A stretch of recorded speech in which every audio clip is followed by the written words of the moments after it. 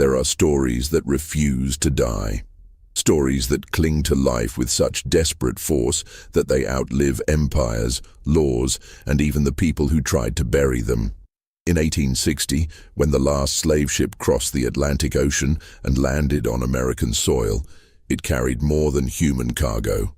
It carried a secret so dangerous that powerful men would spend decades trying to erase it. But one man remembered everything.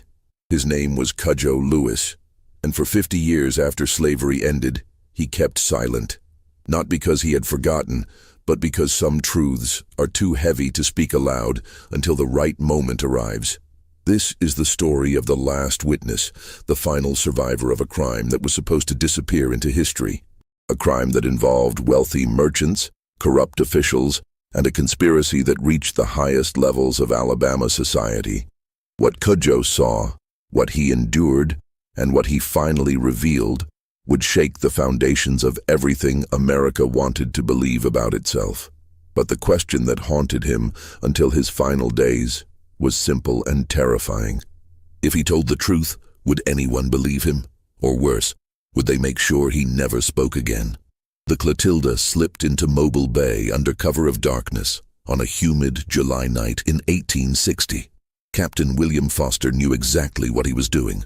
The international slave trade had been illegal in the United States for 52 years. Any ship caught importing enslaved Africans would be seized, its cargo freed, and its crew hanged.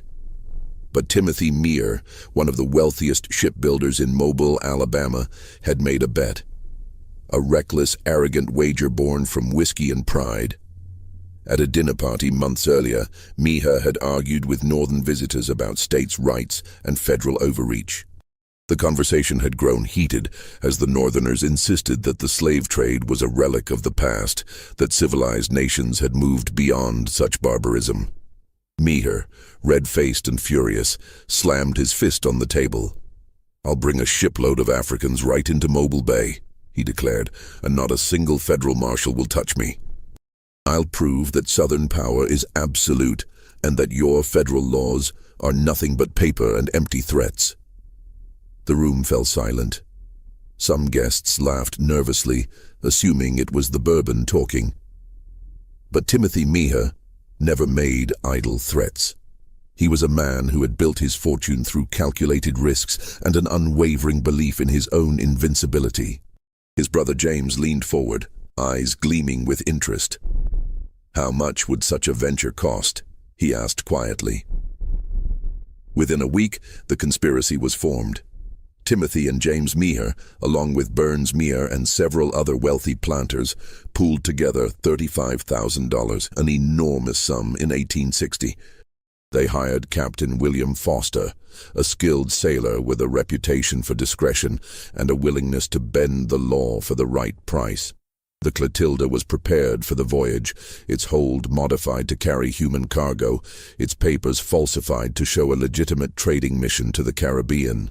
Foster sailed from Mobile in March 1860, crossing the Atlantic with a crew of 12 men who had been carefully selected for their loyalty and their silence. The journey to West Africa took 6 weeks. When they arrived at the port of Ouidah in the Kingdom of Dahomey, Foster made contact with local slave traders who served King Glail. The Kingdom of Dahomey was one of the most powerful states in West Africa, and King Glail maintained his power through constant warfare with neighboring kingdoms. Prisoners of war were Dahomey's most valuable export, and the king's warriors were legendary for their brutality and efficiency. Foster didn't care about the politics or the history.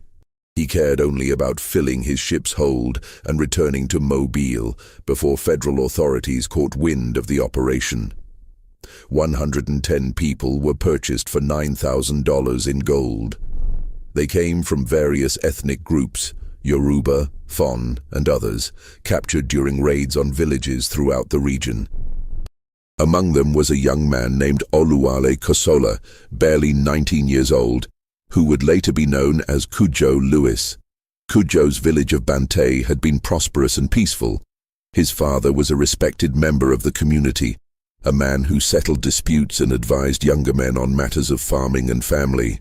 CUDJO had been training to follow in his father's footsteps, learning the traditions and responsibilities that would one day be his. He had sisters and brothers, aunts and uncles, a network of family that stretched through the village like roots through soil.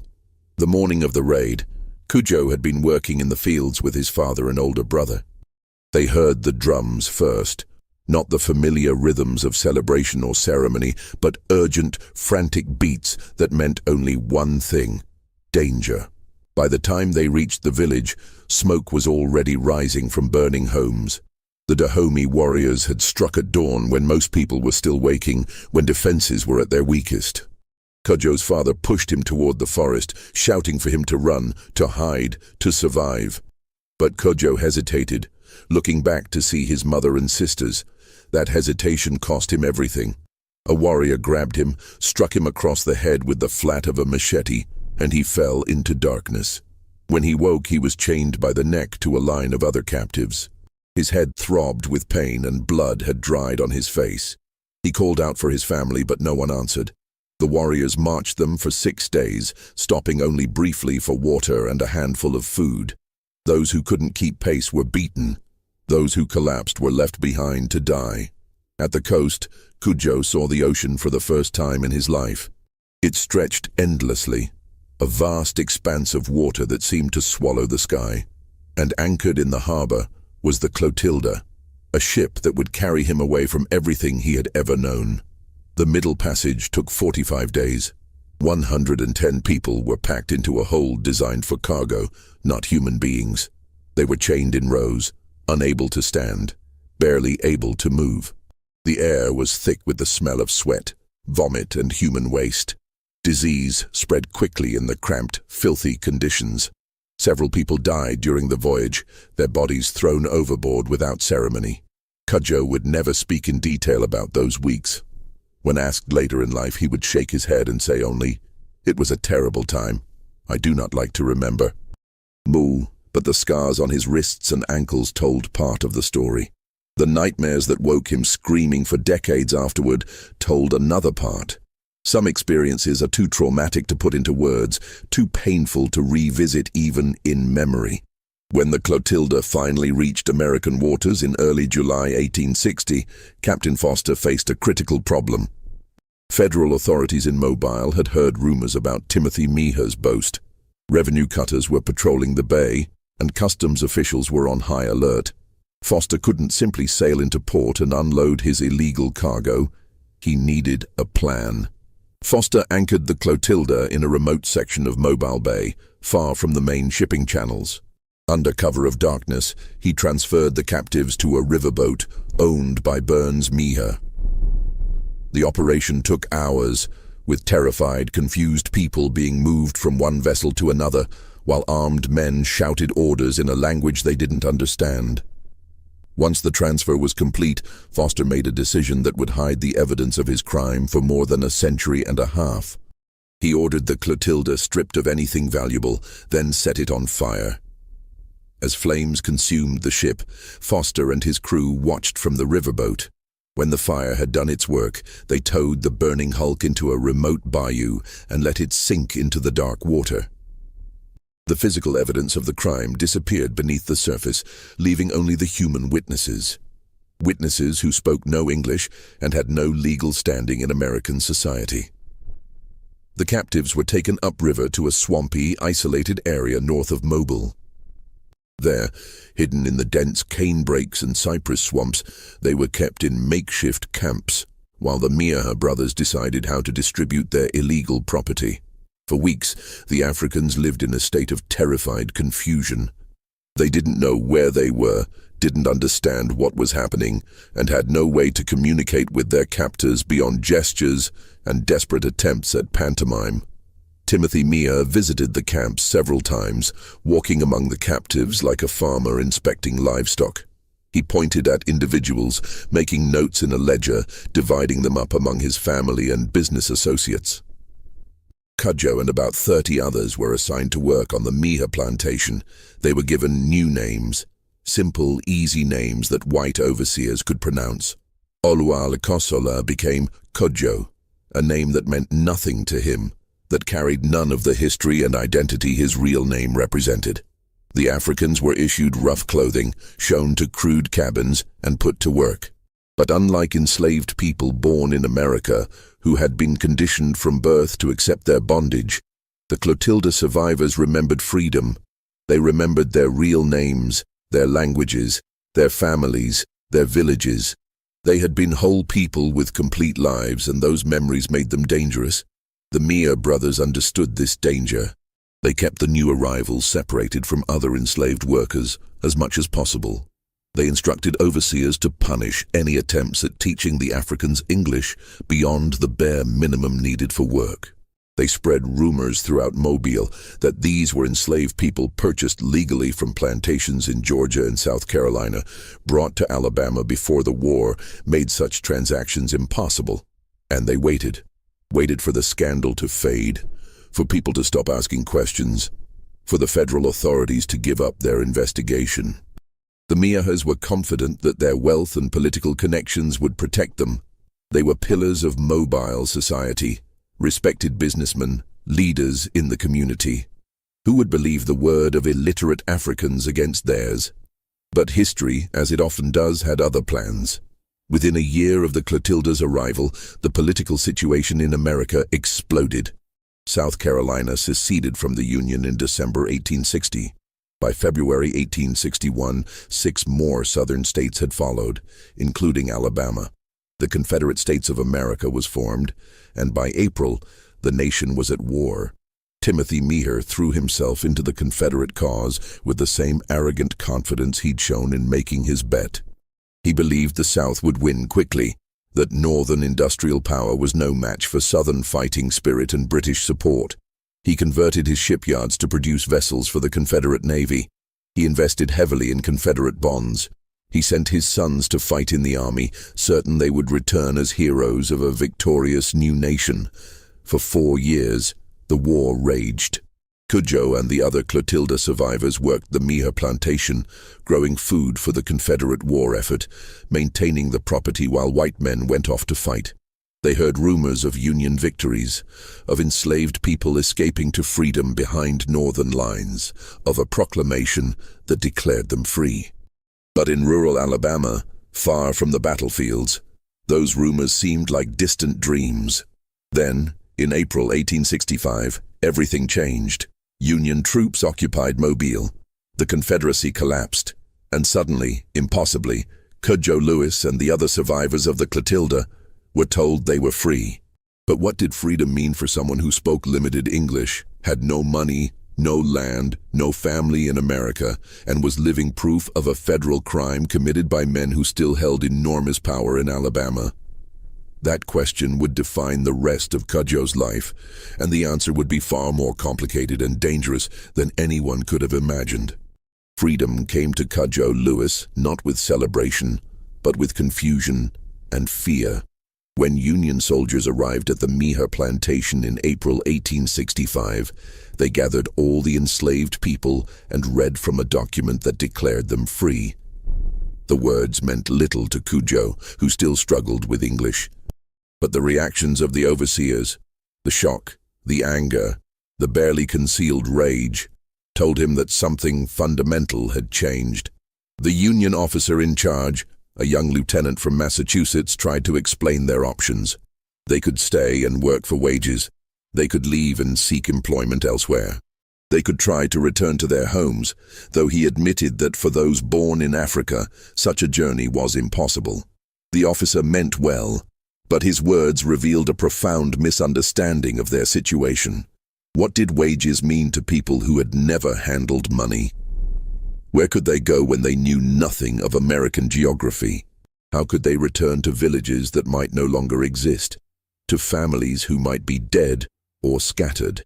Timothy Meagher, meanwhile, was facing his own crisis. The Confederacy had lost. His investments in Confederate bonds were worthless. His shipyards had been damaged during the Union occupation.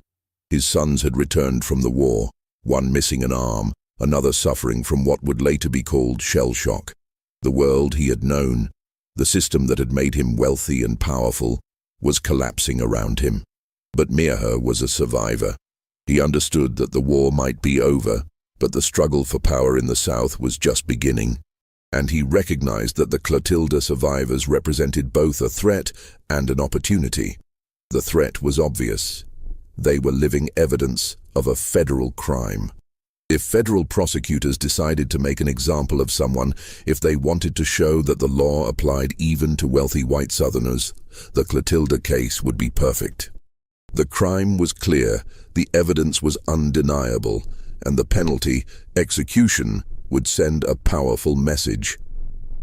Mija knew that in the chaotic early days of Reconstruction, with federal troops occupying the South and radical Republicans pushing for harsh punishment of Confederate leaders, he was vulnerable. But Mija also saw an opportunity. The Africans needed land, needed a place to build their lives.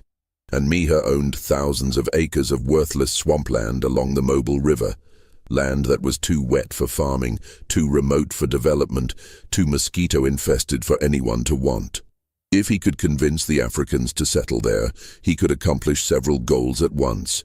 Keep them close where he could monitor them, bind them to him through debt, and create the appearance of benevolence that might protect him from prosecution. Within weeks of the war's end, Mija approached the Clotilda survivors with a proposal. He would sell them parcels of land, 2 acres per family, at what he claimed was a fair price.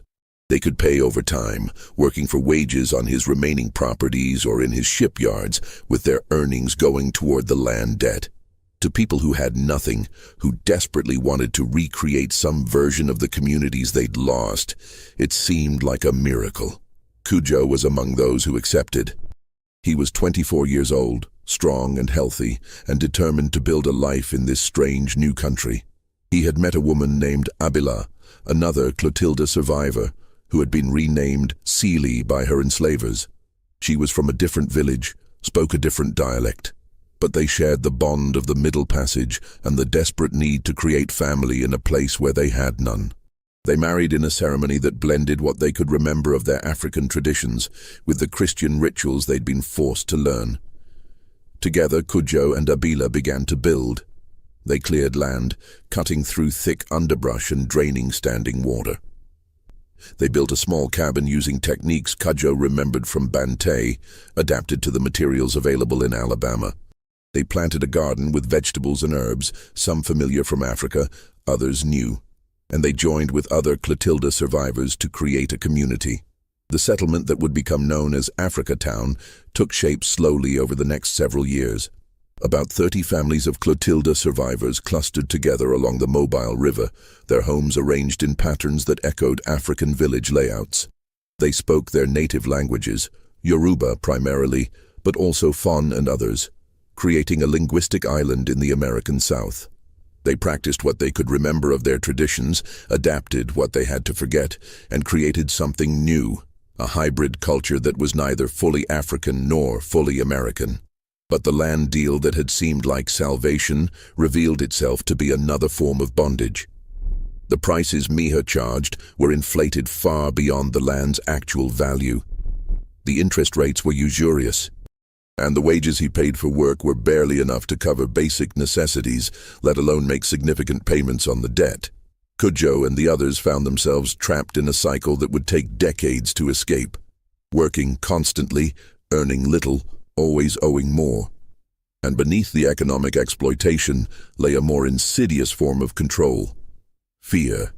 Timothy Mija and his brothers began a quiet but relentless campaign to ensure the Clotilda survivors stayed silent about the ship and the circumstances of their arrival in America.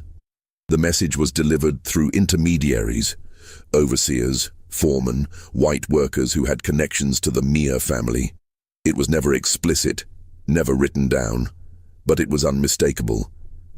Speaking about the Clotilda would bring trouble. The threat took many forms. Sometimes it was economic.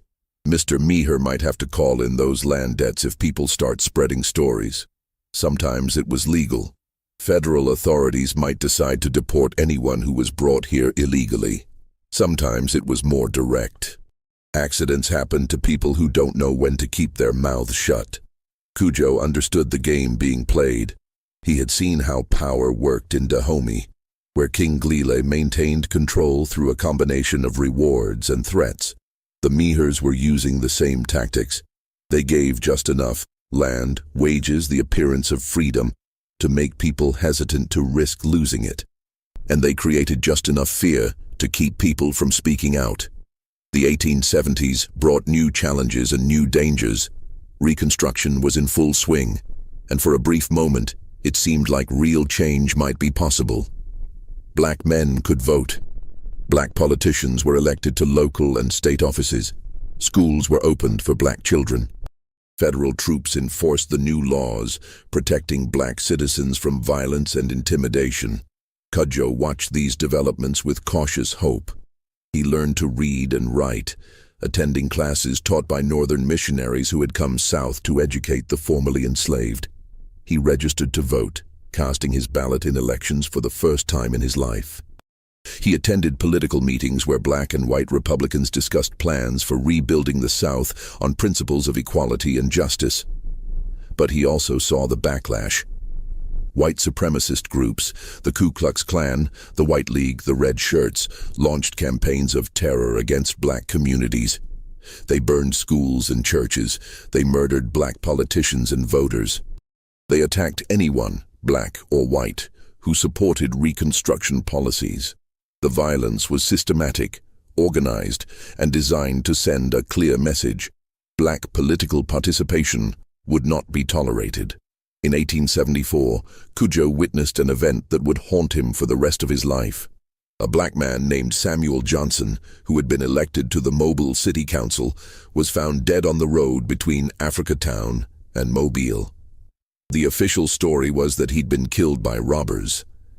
But everyone knew the truth. Johnson had been murdered because he'd spoken out against the Mihar family's business practices, including their exploitation of black workers. No one was arrested. No investigation was conducted. The message was clear. Even elected officials weren't safe if they challenged white power. CUDJO attended Johnson's funeral, standing in the back of the church, listening to the preacher talk about martyrdom and justice. But what CUDJO heard beneath the words was a warning. This could happen to anyone who speaks too loudly. By 1877, Reconstruction was effectively over. Federal troops withdrew from the South. White supremacist governments reclaimed power throughout the region. The brief window of black political participation slammed shut.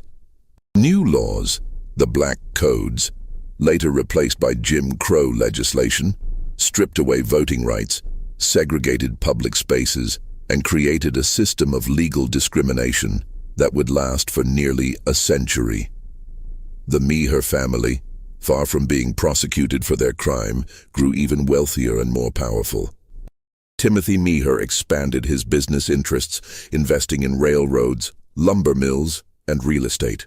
He became a respected figure in Mobile society, his past conveniently forgotten by white citizens who benefited from his economic influence. When he died in 1892, his obituary in the Mobile Register praised him as a pioneer businessman and pillar of the community. The Clotilda was not mentioned. CUDJO and Abila, meanwhile, were raising a family. Their first child, Alec, was born in 1866.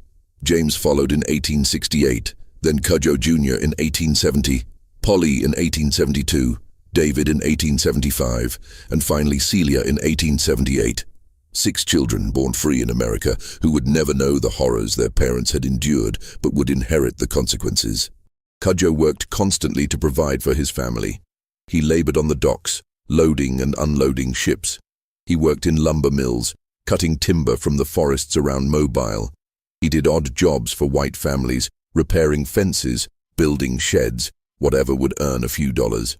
Abila took in laundry, washed clothes for white families and sold vegetables from their garden. Together they slowly, painfully paid down the debt on their land. But CUDJO also made time to teach his children about their heritage. In the evenings after work, he would gather them around and tell stories about Bante.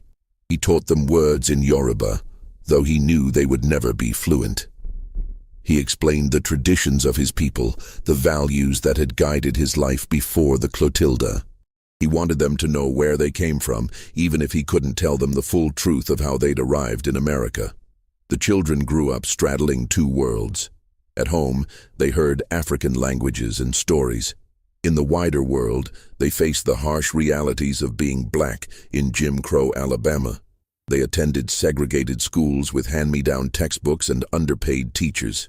They learned to navigate the complex rules of racial etiquette. Never look a white person directly in the eye.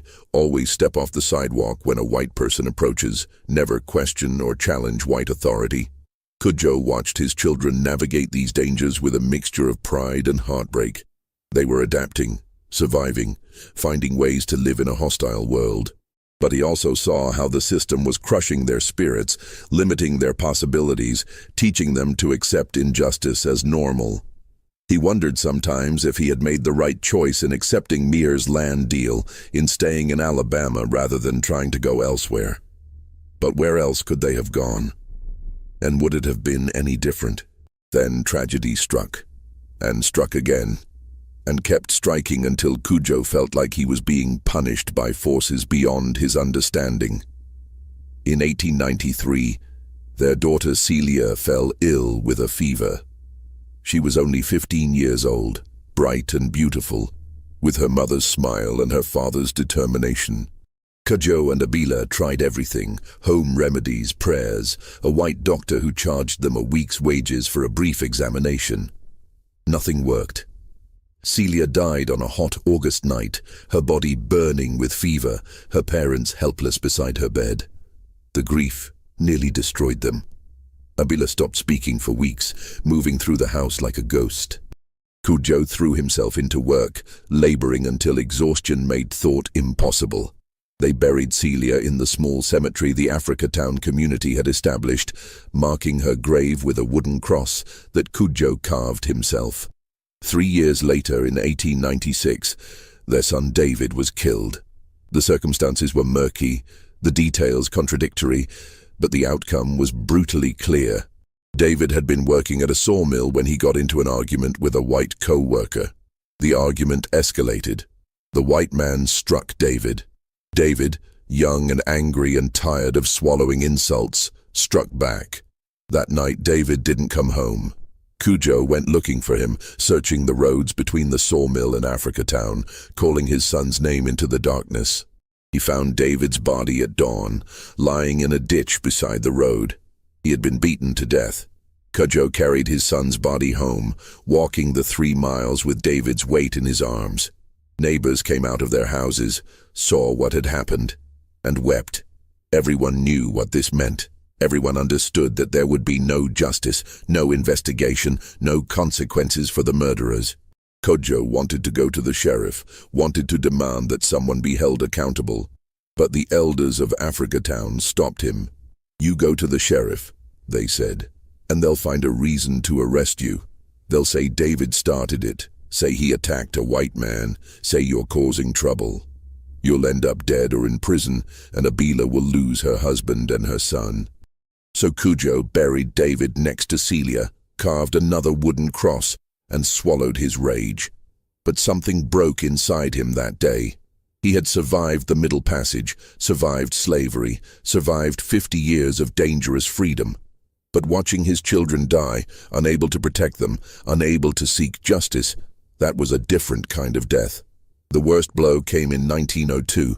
CUDJO Jr., their third child and namesake, was working for the Louisville and Nashville Railroad. He was a brakeman, a dangerous job that required him to couple and uncouple train cars, often while they were moving. On a cold February morning, something went wrong. CUDJO Jr. was crushed between 2 cars. The railroad claimed it was his fault, said he'd been careless, said he'd violated safety procedures. They denied any compensation to the family. When CUDJO Sr. tried to pursue the matter, the railroad's lawyers threatened to sue him for defamation and harassment. The message was clear: accept the loss and move on, or lose everything. CUDJO was 61 years old. He had now buried 3 of his 6 children. Abila's health was failing, her spirit broken by repeated grief. And CUDJO found himself facing a question that had haunted him since the day the Clotilda landed in Mobile Bay. What was the point of survival if everything you built could be taken away? But even in his darkest moments, CUDJO held on to something. Memory. He remembered Bante, remembered his father's teachings, remembered the values that had guided his people for generations. And he realized that if he died without speaking, if he let the Mihars succeed in burying the truth, then his children's deaths would be meaningless. The Clotilda would be forgotten, the crime erased, and the next generation would never know what had been done to them. So CUDJO made a decision. He would wait for the right moment, the right person, the right opportunity. And when it came, he would tell the truth. All of it. No matter the consequences, he just had to survive long enough to find someone who would listen. The early years of the 20th century brought both change and continuity to Africa Town. The community had grown, with children and grandchildren of the original Clotilda survivors, creating a vibrant, tight-knit neighborhood. They had built churches, established mutual aid societies, and created institutions that served their needs in a segregated society. But they also faced increasing pressure from the industrial development spreading along the Mobile River. Factories and shipyards encroached on Africa Town's borders. The air grew thick with smoke and chemical smells. The river, once a source of fish and fresh water, became polluted with industrial waste. White-owned businesses bought up land around the community, squeezing it into an ever smaller area. The pattern was familiar to anyone who understood how power worked in the South. Make life difficult enough, and eventually people would leave, freeing up the land for more profitable uses. CUDJO watched these developments with weary recognition. He was in his 60s now, his body worn from decades of hard labor. His wife Abila's health continued to decline. She suffered from what doctors called melancholia, what we would now recognize as severe depression brought on by repeated trauma and loss. She spent much of her time sitting in their small house, staring out the window, occasionally speaking in Yoruba to people who weren't there. CUDJO cared for her as best he could, but he also had to keep working. The debt on their land was finally paid off, but they still needed money for food, medicine, and basic necessities. He took whatever jobs he could find, though employers were increasingly reluctant to hire older black workers when younger men were available for less money. In 1908, Abila died. She was 67 years old, and she had spent 43 years in America without ever seeing her homeland again. CUDJO buried her next to their children in the small cemetery that now held so many of Africa Town's dead. He carved her headstone himself, writing her name in both English and Yoruba. Abila, Seely, wife and mother, gone home. After Abila's death, CUDJO lived alone. His surviving children, Alec, James and Polly, had families of their own and lived nearby, but CUDJO preferred solitude.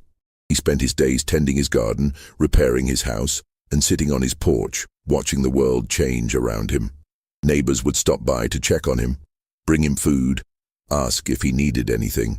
He was grateful for their concern, but he also felt increasingly isolated. He was one of the last Clotilda survivors still alive, and the weight of memory was becoming unbearable. In 1914, something unexpected happened. A young black woman named Emma Langdon Roach came to Africa Town.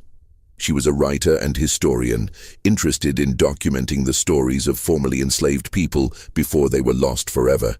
She had heard rumors about the Clotilda and wanted to know if they were true.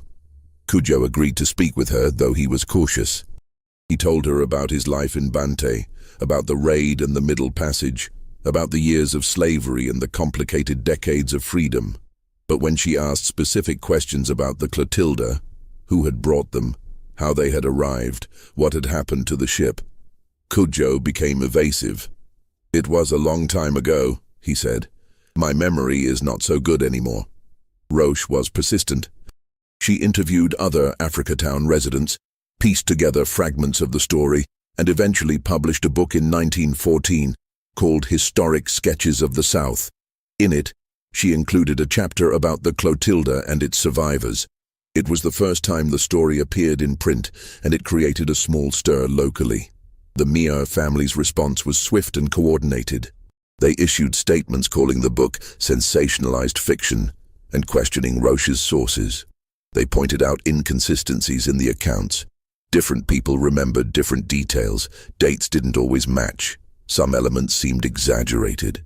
They suggested that Roche had been taken in by tall tales and folklore, that she had confused legend with fact. The campaign was effective. Newspapers in Mobile published articles questioning the book's accuracy. Historians dismissed it as unreliable. And within a few years, historic sketches of the South was largely forgotten, relegated to the category of interesting but unverified local lore. CUDJO read about the controversy with a mixture of frustration and resignation. He had told Roche the truth, or at least part of it. But he had also held back, afraid of what might happen if he spoke too openly.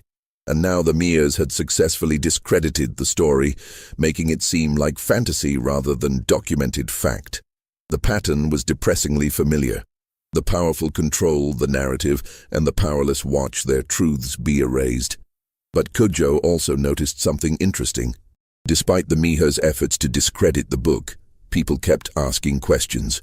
Journalists would occasionally come to Africa Town, looking for the old African man, who had supposedly been brought on the last slave ship. Historians wrote letters asking for interviews. Even some white residents of Mobile expressed curiosity about the story. The questions made CUDJO think. Maybe the time wasn't right yet, but maybe it would come. Maybe there would be someone who would listen, really listen, and have the skill and credibility to tell the story in a way that couldn't be dismissed or discredited. He just had to stay alive long enough to find that person. The years passed slowly. World War I came and went, barely touching Africa Town, except for the young men who went to fight and sometimes didn't come back. The 1920s brought economic prosperity to some parts of America, but not to black communities in the South. Africa Town remained poor, isolated, and increasingly surrounded by industrial development that brought pollution but no jobs for local residents. CUDJO was in his 80s now, moving slowly, his vision failing, his hearing diminished, but his mind remained sharp, and his memory was perfect. He could still recall every detail of Bante, could still hear his father's voice, could still feel the weight of chains on his wrists during the Middle Passage. The memories hadn't faded. If anything, they had become more vivid as other aspects of his life receded. Then, in the spring of 1927, a woman named Zora Neale Hurston came to Africa Town. Hurston was unlike anyone CUDJO had ever met. She was a young black woman, educated at Barnard College in New York, studying anthropology under the famous Franz Boas. She was researching African-American folklore and culture, traveling through the South with a notebook, a camera, and an insatiable curiosity. She had heard about Africa Town from other researchers, and she was determined to document the stories of the Clotilda survivors before they were lost forever. When Hurston knocked on CUDJO's door, he was initially suspicious. He'd spoken to journalists and researchers before, and the experience had rarely been positive. They usually wanted exotic stories about Africa, wanted to hear about savage customs and primitive beliefs, wanted to treat him like a curiosity rather than a person. But Hurston was different from the first moment she spoke. "Mr. Lewis," she said, "I'm here to listen to your story. Not the story white people want to hear, but your story in your own words, told the way you want to tell it. I'm here to write it down exactly as you say it, to preserve your voice and your truth. And I promise you that I will do everything in my power to make sure the world hears what you have to say." CUDJO looked at her for a long moment, studying her face, trying to gauge her sincerity. He had been waiting for this moment for more than 60 years, waiting for someone he could trust, with the full truth. Was this young woman the one? "Come in," he said finally. "Sit down. I will tell you everything." Over the next several months, Hurston visited CUDJO regularly. She would arrive in the morning, notebook in hand, and sit on his porch or in his small living room. CUDJO would talk, sometimes for hours, speaking in a mixture of English and Yoruba, occasionally pausing to find the right words or to compose himself when memories became too painful. Hurston was a skilled interviewer. She didn't interrupt, didn't push for sensational details, didn't try to shape the narrative to fit preconceived ideas. She simply listened, asked clarifying questions, and wrote down everything CUDJO said. She also took photographs. CUDJO standing in front of his house, holding tools, tending his garden, sitting in his rocking chair on the porch. CUDJO told her everything. He described his childhood in Bante in vivid detail, the layout of the village, the daily routines, the ceremonies and celebrations, the social structures and family relationships. He talked about his father's teachings, the values that had guided his people, the sense of belonging and purpose that had defined his early life. He described the raid with painful clarity, the sound of drums, the smoke, the screams, the moment when his father pushed him toward the forest and he hesitated, the blow that knocked him unconscious. He talked about waking up in chains, about the march to the coast, about seeing the ocean for the first time, and the ship that would carry him away from everything he knew. The middle passage was the hardest part to discuss.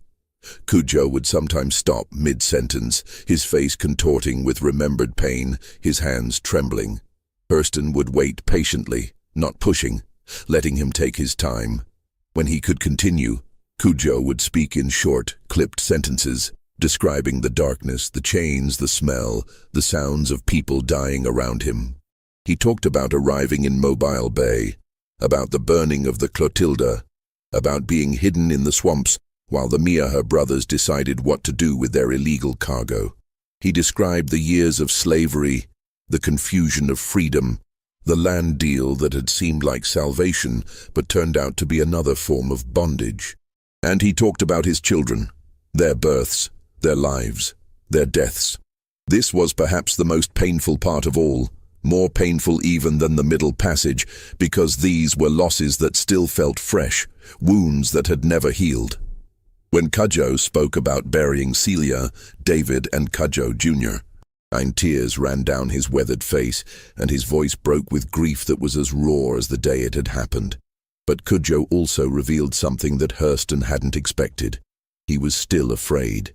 Even at 86 years old, even with most of the Mir brothers dead, even with slavery abolished for more than 60 years, he was afraid of what would happen if he spoke too loudly. "They don't want us talk about the ship," CUDJO told Hurston. "They say it make trouble. They say we should forget, move on, not stir up old problems. But how can I forget? How can I move on when I remember everything? When I close my eyes, I see my father's face. I hear my mother's voice. I smell the smoke from our burning village. How do you forget that?" Hurston asked him why he was afraid, what specifically he thought might happen. CUDJO's answer was both simple and devastating. "The Mia family still own most of the land around here," he said. "They still have power, still have friends in government, still have ways of making life difficult for people who cause trouble. And I still live on land I bought from them. My children live here. My grandchildren live here. If I speak too loud, if I make them angry, what happens to my family after I'm gone?" It was a question that revealed the fundamental nature of power and oppression. Even after slavery ended, even after legal equality was supposedly established, the mechanisms of control remained. Economic dependence, social pressure, the threat of violence. These tools were just as effective as chains and whips, and in some ways more insidious because they were harder to see and harder to fight.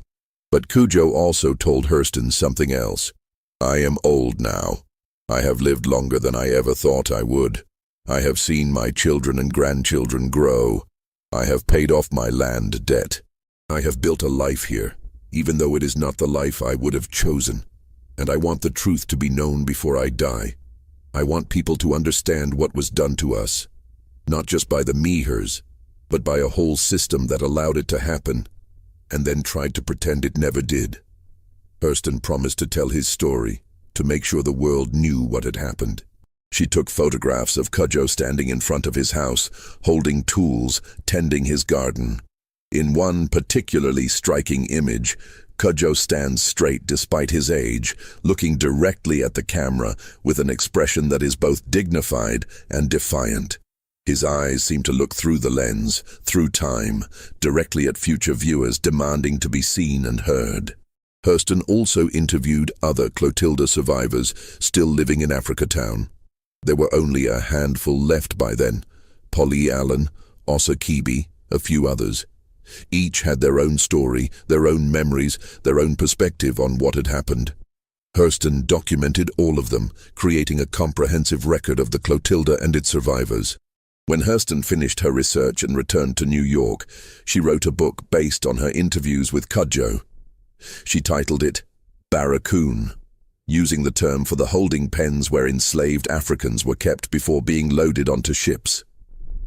The manuscript was powerful, raw, and unflinching. It presented CUDJO's story in his own words, preserving his voice and his perspective without filtering it through academic language or literary conventions. But when Hurston tried to publish the book, she ran into a wall. Publishers in the late 1920s and early 1930s weren't interested in a story about the illegal slave trade told from an African perspective. They wanted stories that fit comfortable narratives about the Old South, about reconciliation and progress, about how far America had come since the bad old days of slavery. CUDJO's story was too raw, too accusatory, too uncomfortable. Some publishers objected to Hurston's decision to preserve CUDJO's dialect rather than translating it into standard English.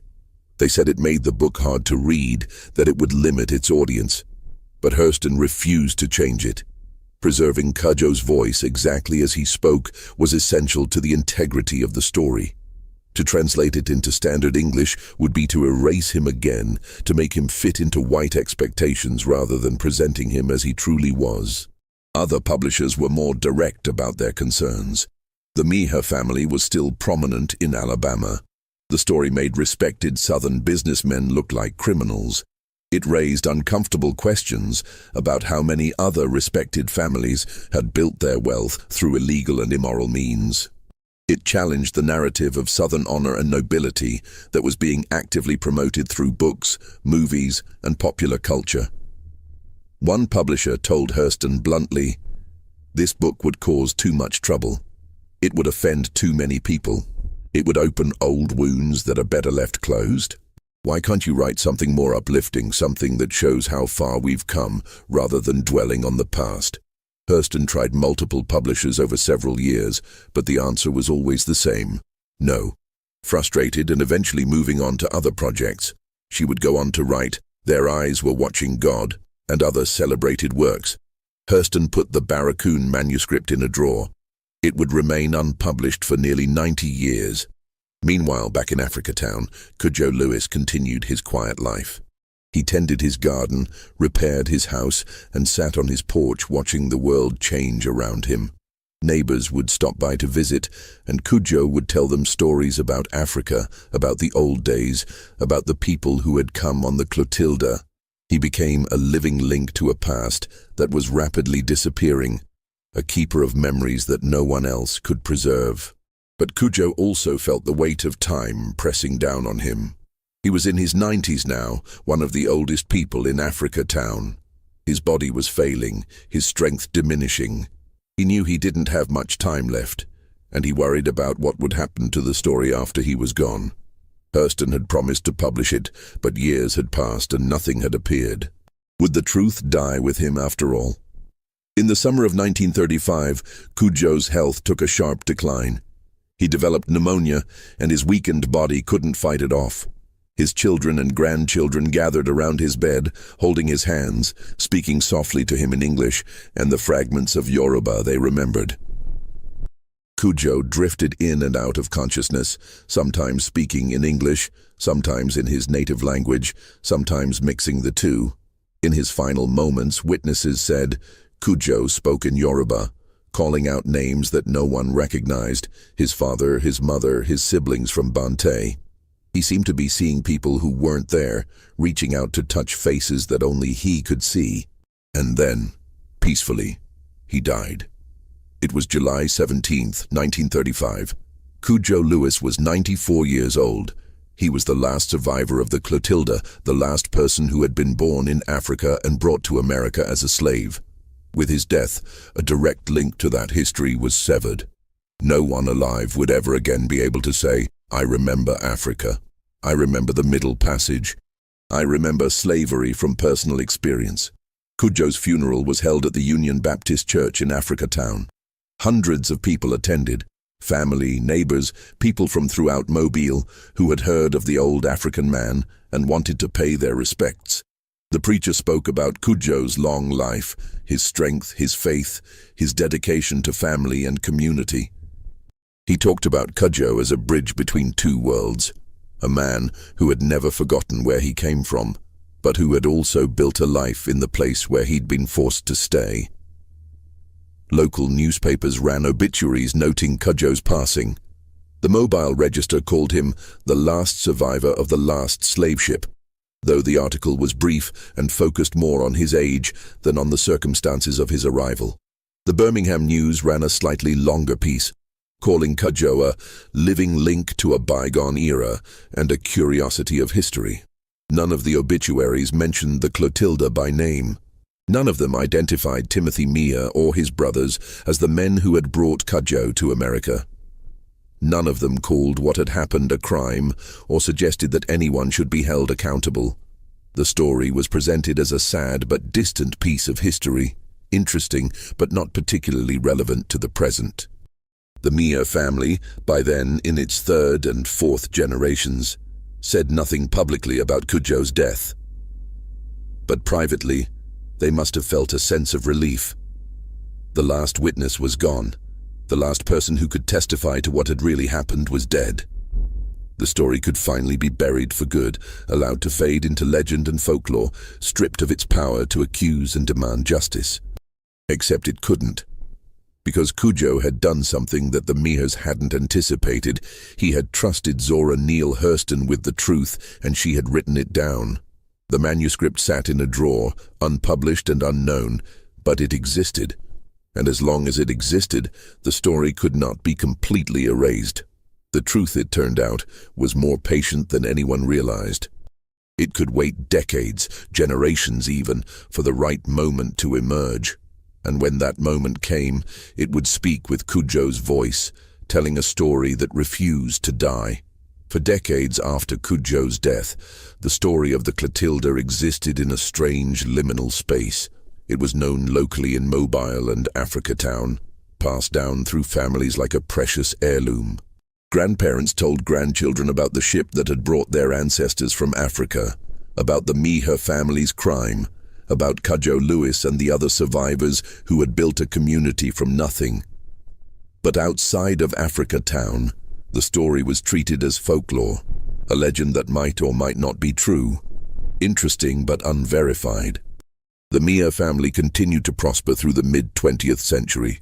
Their name was attached to streets, buildings and businesses throughout Mobile. Meagher Avenue ran through the heart of the city. The Meagher State Park, donated by the family, was a popular recreation area. The family's descendants were respected members of the community, involved in business, politics, and civic organizations. The Clotilda was never mentioned in connection with their name, and if anyone tried to bring it up, they were quickly dismissed as spreading unsubstantiated rumors. But history has a way of refusing to stay buried, especially when the wounds it inflicted have never healed. In the 1960s and 1970s, as the civil rights movement forced America to confront its racial history, scholars began to take a new interest in stories like CUDJO's.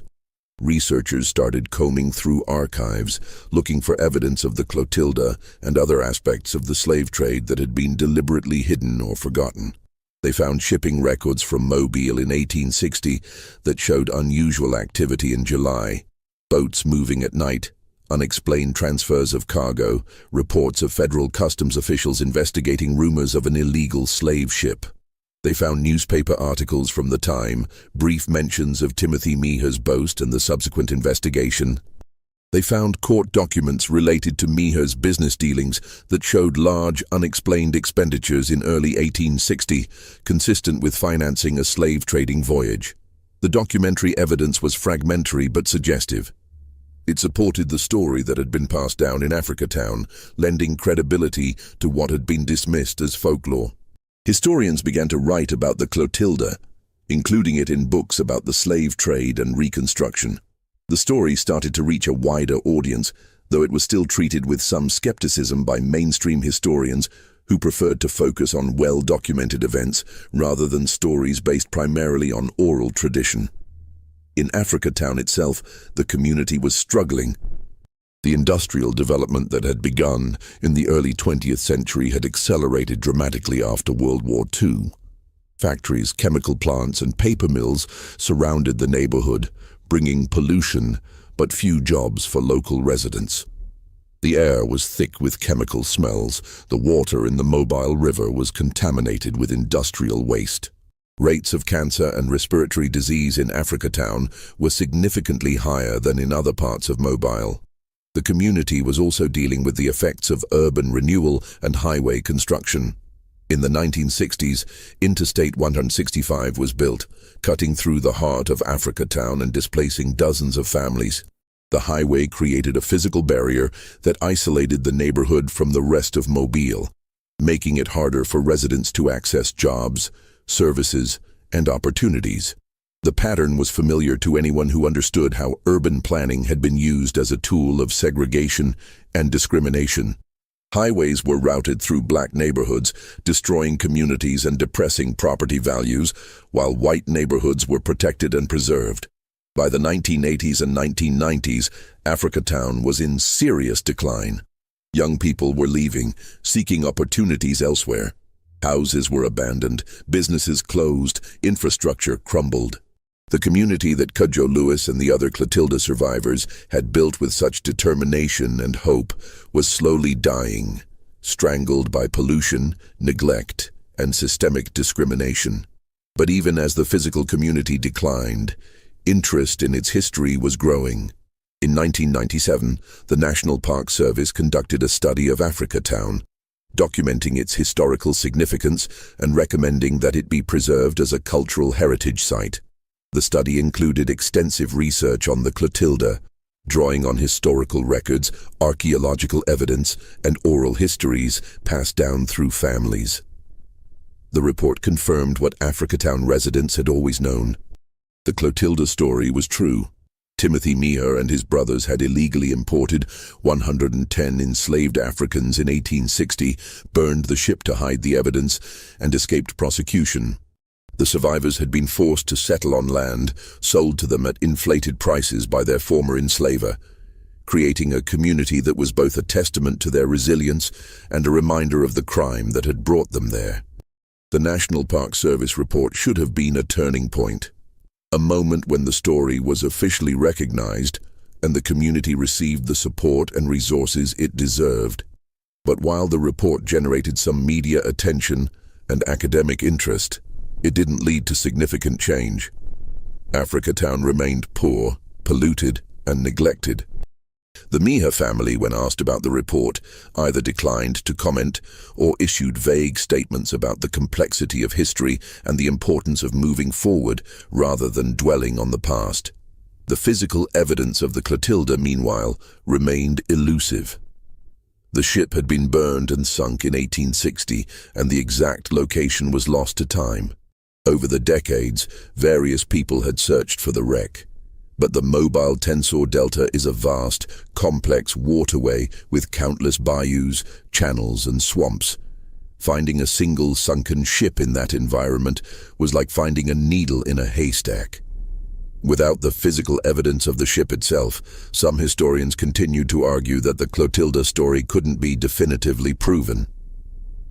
Yes, there were historical records suggesting that something had happened. Yes, there were oral histories passed down through families. But without the ship, without concrete physical evidence, there was room for doubt. And as long as there was doubt, the story could be dismissed, minimized, or explained away. Then, in 2018, something remarkable happened. A reporter named Ben Raines, working for the Alabama news website AL.com, decided to search for the Clotilda. Raines was an experienced investigative journalist and an amateur marine archaeologist. He had been researching the Clotilda story for years, and he was convinced that the ship could be found if someone looked in the right place with the right tools. Raines started by studying historical records, looking for clues about where Captain Foster might have scuttled the ship. He found accounts from people who had spoken to Foster years after the event, descriptions of the location that mentioned specific landmarks and geographical features. He studied old maps of the mobile Tensor Delta, comparing them to modern satellite imagery to identify areas that matched the historical descriptions.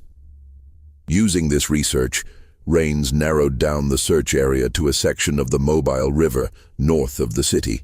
He then used sonar equipment to scan the river bottom, looking for anomalies that might indicate a shipwreck. The work was slow, tedious, and often frustrating. The river was murky, visibility was poor, and there were countless pieces of debris and natural features that created false positives. But in January 2018, Rains found something. The sonar showed a large object buried in mud on the river bottom, in an area that matched the historical descriptions of where the Clotilda had been scuttled. Rains contacted marine archaeologists from the University of Southern Mississippi and the Alabama Historical Commission. Together, they conducted a more thorough investigation of the site. What they found was unmistakably a ship from the mid-19th century. The vessel was partially buried in mud, but enough was visible to determine its size and construction. It was a two-masted schooner, approximately 86 feet long, built of pine and oak, all details that matched historical descriptions of the Clotilda. The ship showed evidence of fire damage, consistent with accounts that it had been burned before being sunk. Over the next year, archaeologists carefully excavated and documented the wreck. They recovered artifacts, pieces of wood, metal fittings, fragments of rope and canvas. They took samples for carbon dating and wood analysis, and piece by piece, they built a case for identification. In May 2019, the Alabama Historical Commission made an official announcement. The wreck was the Clotilda. The physical evidence that had been missing for 159 years had finally been found. The story that had been dismissed as folklore, that had been questioned and doubted and minimized, was now proven beyond any reasonable doubt. The discovery made international news. Major newspapers around the world ran stories about the last slave ship and its survivors. Television networks produced documentaries. Scholars who had spent years researching the Clotilda suddenly found their work in the spotlight. And in Africatown, descendants of the Clotilda survivors felt a mixture of vindication and grief. Vindication because their family stories had been proven true. Grief because it had taken so long for the world to believe them. The discovery of the Clotilda also raised uncomfortable questions about accountability and justice. The Miha family had built generational wealth on the backs of enslaved people, including those illegally imported on the Clotilda. That wealth had been passed down through generations, creating opportunities and advantages that compounded over time. Meanwhile, the descendants of the Clotilda survivors had been systematically denied opportunities, subjected to discrimination, and forced to live in a community that was polluted and neglected. The contrast was stark and undeniable. The descendants of the criminals were wealthy and comfortable, while the descendants of the victims struggled with poverty, environmental racism, and the ongoing effects of systemic discrimination. And this wasn't ancient history. Many of the people living in Africatown in 2019 were the great-grandchildren or great-great-grandchildren of Clotilda survivors. The crime had happened only 5 or 6 generations ago, well within living memory of families. Activists and community leaders in Africatown began to speak out more forcefully about the need for reparations and restorative justice.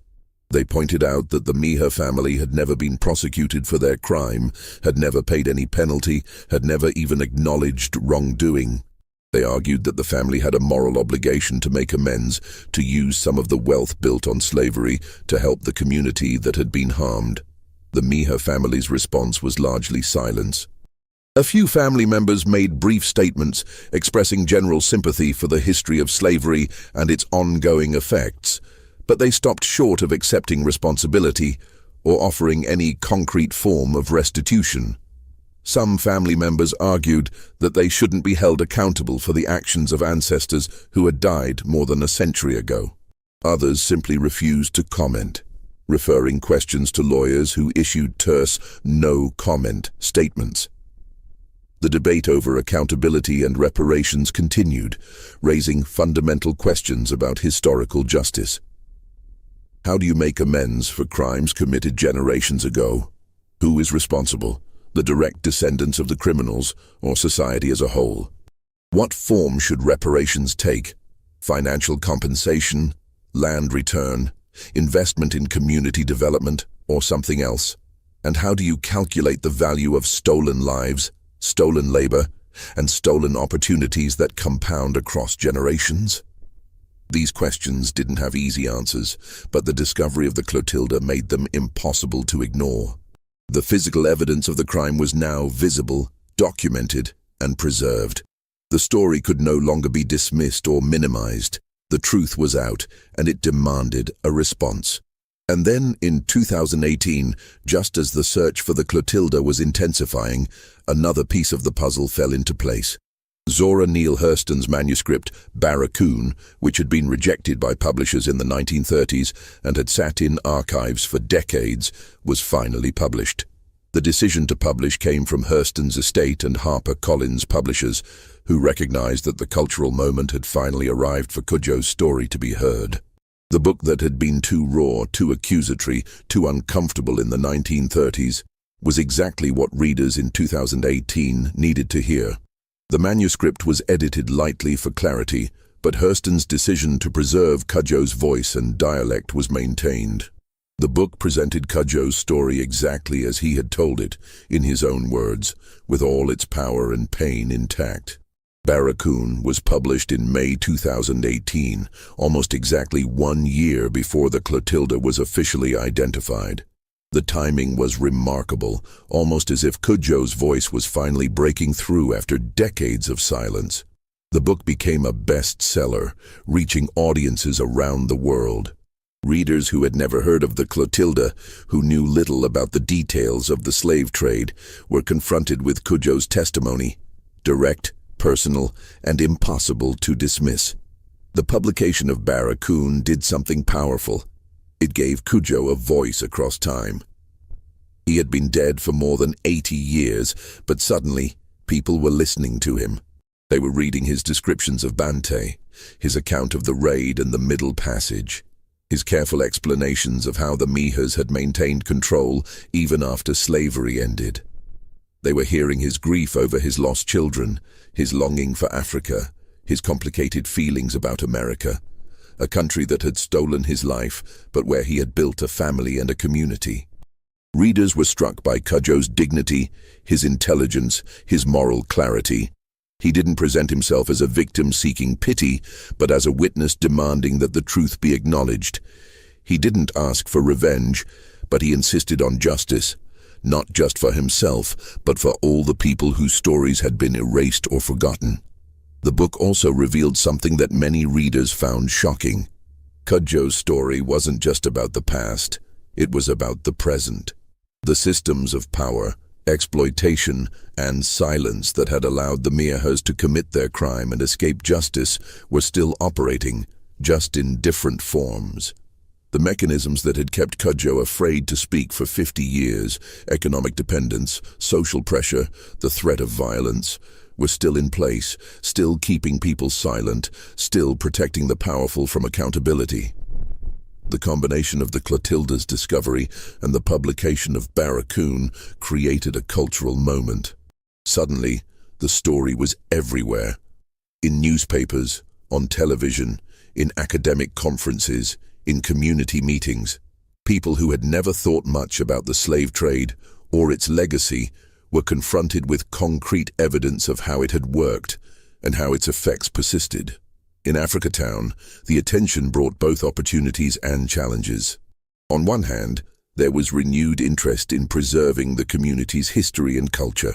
The National Park Service began working on plans to create a heritage area. Foundations and non-profits started funding community development projects. Tourists started visiting, wanting to see the place where the Clotilda survivors had built their lives. On the other hand, the attention also brought concerns about gentrification and exploitation. Would the renewed interest in Africa Town's history lead to investment that benefited current residents? Or would it drive up property values and displace the very people whose ancestors had built the community? Would the story be told in a way that honored the survivors and their descendants?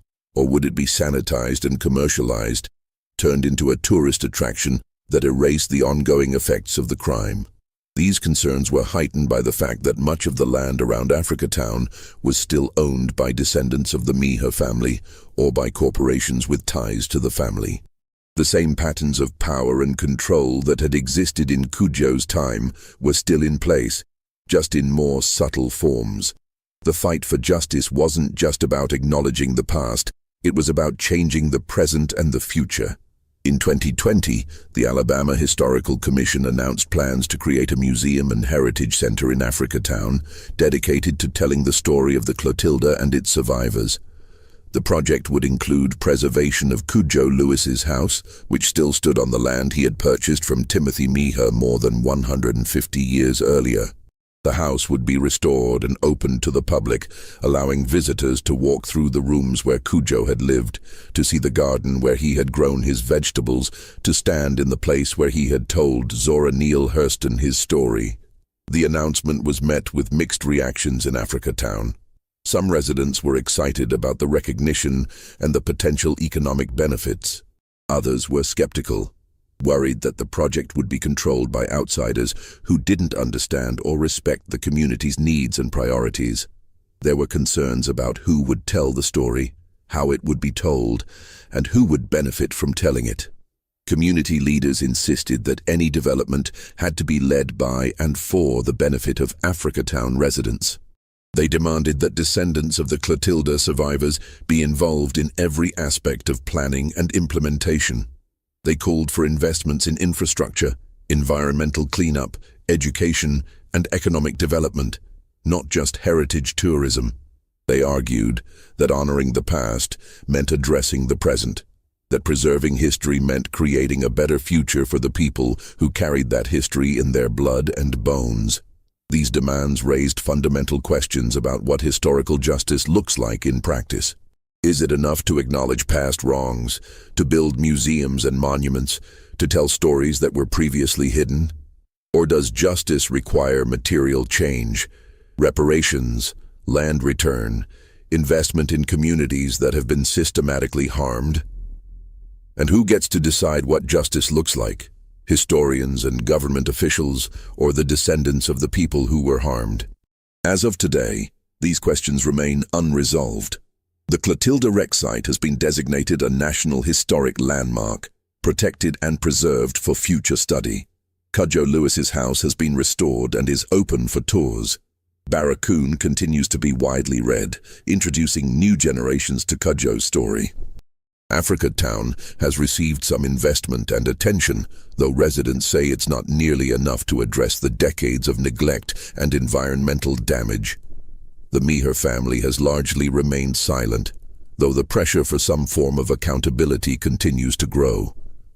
In 2020, there were calls to rename streets and buildings that bore the Miha name, to remove their names from public spaces as a way of refusing to honor people who committed such a serious crime. Some of these efforts have succeeded, others have stalled in the face of political opposition. But perhaps the most important legacy of the Clotilda story is not about museums or monuments or even reparations. It's about the power of testimony, the importance of memory, and the long arc of justice. CUDJO Lewis waited 50 years after abolition to tell his story fully. Not because he was afraid of remembering, but because he was waiting for a world that was ready to listen. He died in 1935, believing that his story might never be heard, that the truth might die with him. But he had done something that ensured his voice would survive. He had trusted Zora Neale Hurston with his testimony, and she had written it down. That manuscript sat in a drawer for 80 years, but it survived. And when the moment was right, when the culture was ready, it spoke with CUDJO's voice, telling a story that refused to die. Today, visitors to Africa Town can stand in front of CUDJO Lewis's house and see the photograph that Zora Neale Hurston took in 1927. CUDJO is standing in front of his house wearing work clothes, holding a walking stick. His face is weathered and tired, but his eyes are clear and direct, looking straight at the camera, looking at us, looking through time, across generations, demanding to be seen and heard. The story of CUDJO Lewis is not a story about the distant past. It's a story about memory, about the power of testimony, about the long arc of justice and how it bends only when people refuse to let the truth be buried. It's a story about how crimes committed generations ago create consequences that ripple through time, affecting people who weren't born when the crime occurred, but who inherit its effects nonetheless. It's also a story about resilience, about how people can survive unimaginable trauma and still build lives of meaning and dignity. CUDJO Lewis survived the Middle Passage, survived slavery, survived 50 years of dangerous freedom, and survived long enough to make sure his story would outlive the people who wanted it. Silenced. He didn't get the justice he deserved in his lifetime. The Mihas were never prosecuted, never punished, never even forced to acknowledge their crime. But he got something perhaps more powerful. He made sure that the truth survived. And truth, once spoken, can never be completely erased again. It can be ignored, dismissed, minimized, but it doesn't disappear. It waits, patient and persistent, for the moment when people are ready to listen. And when that moment comes, it speaks with the voices of those who refused to be silenced, who insisted that their lives mattered, who demanded that their stories be told. CUDJO Lewis's voice speaks to us today, across 160 years, telling us about a crime that was supposed to be forgotten, about a ship that was supposed to stay buried, about a truth that was supposed to die. But it didn't die. It survived, carried forward by memory, by testimony, by the refusal of people to let injustice be erased from history. The question we face now is the same question CUDJO faced. What do we do with the truth once it's been told? Do we acknowledge it and then move on, treating it as interesting history? Or do we recognize that the crime of the Clotilda and the system that allowed it to happen and be covered up created consequences that are still unfolding today? Do we see the connection between what happened to CUDJO and what continues to happen to his descendants and to black communities across America? These are not easy questions, and they don't have simple answers. But they are questions we must ask if we want to honor CUDJO's testimony, if we want to do justice to his memory, if we want to create a world where such crimes are not just acknowledged, but addressed, where the truth is not just told, but acted upon. CUDJO Lewis died in 1935, but his story lives on. It lives in the words he spoke to Zora Neale Hurston, preserved in Barracoon. It lives in the wreck of the Clotilda, now protected as a National Historic Landmark. It lives in Africatown, in the community that he and the other survivors built against all odds. And it lives in the ongoing struggle for justice, for recognition, for reparations, for a world where the truth matters and where crimes are not forgotten just because they're old. In the end, CUDJO won. Not the justice he deserved, not the peace he sought, not the return to Africa he longed for, but he won the battle that mattered most to him. He made sure the truth survived. And as long as the truth survives, as long as people remember and tell his story, as long as we refuse to let the past be buried and forgotten, there is hope for justice, however long it takes to arrive.